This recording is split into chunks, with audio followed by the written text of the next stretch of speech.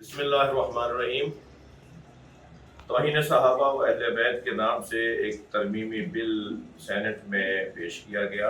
اس بل میں لفظ توہین کے ذریعے سے جو غلط فہمی پھیلائی جا رہی ہے اور یہ شاید سمجھایا جا رہا ہے کہ ملت جعفریہ شیعہ اثنا عشری ہم مولا علی علیہ السلام کے ماننے والے کسی کی توہین کرتے ہیں۔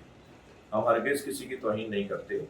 قرآن مجید میں سینکڑوں آیات ایسی ہیں کہ جن کی تفسیر جب بیان کی جائے گی تو پھر ایسے تاریخی حقائق سامنے آئیں گے کہ جن کا انکار نہیں کیا جا سکتا۔ اسی طرح کتب احادیث کے اندر بہت سی ایسی روایات اور احادیث ہیں جن کا بیان ایک تحقیق کی طرف طالب علم کو لے کے جاتا ہے، جس کو یہ توہین کو عنوان دے کر ایک ماحول بنا رہے ہیں۔ ہم توہین کے قائل نہیں ہیں۔ اس بل میں توہین، تحقیق، تفسیر، تشریح ان کی وضاحتیں نہیں ہیں، یعنی توہین کو تحقیق کر دیا جائے گا، تحقیق کو توہین کر دیا جائے گا۔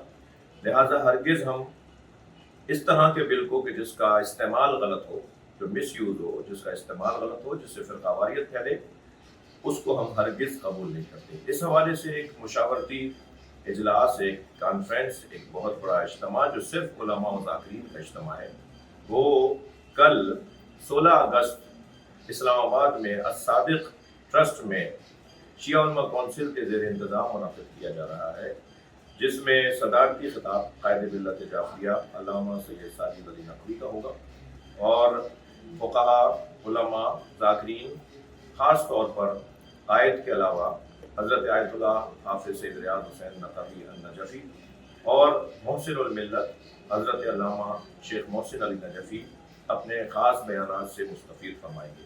آپ تمام علماء و ذاکرین سے اپیل کرتا ہوں کہ اس اجلاس میں ضرور شریک